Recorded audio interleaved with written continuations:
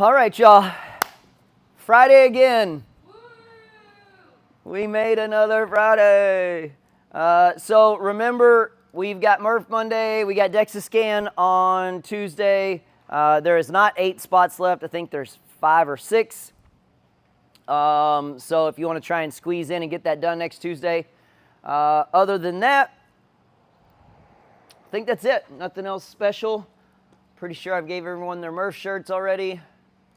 All right, so we got 4 minutes of cardio. We've got 5 reps of that ATG squat on each leg. So you're going to put your foot up on a box and you're going to collapse your ankle and groin together. Your back knee is going to be bent, and then you're going to try to straighten that. And what you're really trying to do is squeeze your glute, not just lock your knee, because you can lock your knee without activating your glute. What we want to do is activate the glute, which opens up the hip, it turns on the glute muscle, and it also stretches stuff out in the groin. So you're going to do that activation, relax 5 times on each side. Pec stretch, same as usual. Hand or elbow, rotate away. Then you're going to go thread the needle, so that's hands and knees. You're going to take an arm, scoop it down and through, touch that shoulder, come up and rotate everything up towards the sky. And then the last one is pretzel. One leg is tucked underneath, one leg's over the top. Hug that knee, hold for 20 seconds each side. Which, just so you guys know, this is just barely enough to maybe loosen up some stuff. If any of these stretches feel particularly good or super tight for you, this is something you should probably do for like 3 to 5 minutes a day until you no longer feel that tension. So if you go to do one of these in a warm-up one day and you're like, "Ooh, this one's terrible today," try and do it a couple more times in the day. Or do it for a little bit longer so you can actually get the benefit of it. All right. Then we got the ab blaster. Nope. Nope. Next week. Next week. We will do all of our EMOMs again next week, except for the lunge one, because that's Memorial Day and that's Murph. So you get 1 more week to master the ab blaster, after today, of course.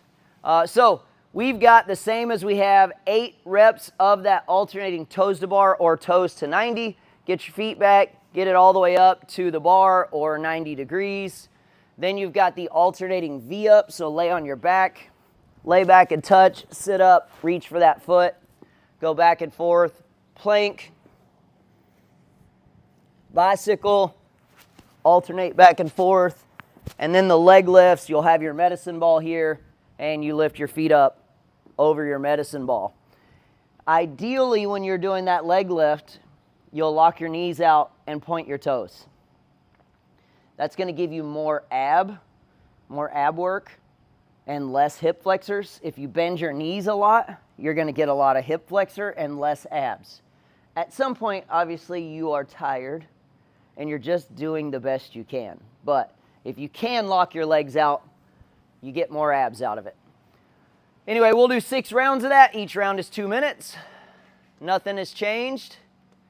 And then we go into a WOD that is 10 minutes. You're going to take a barbell, deadlift it up. Once you're here, you're going to go into a hang clean and then split jerk. Gather your feet all the way back together while your arms are still locked overhead. Then you bring it down, hang clean, split jerk. You've got 5 reps. Then you're going to grab a jump rope, 20 double unders for comp and RX, 20 singles for the burn. And then there are 2 pull-ups.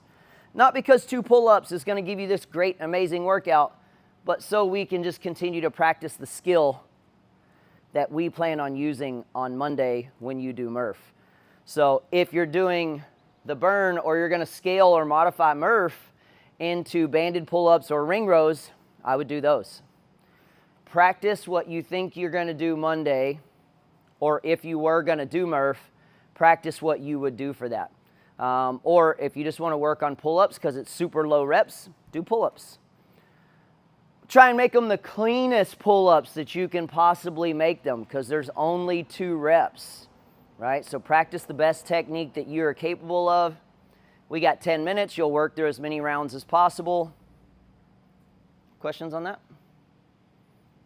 Sweet, let's warm up.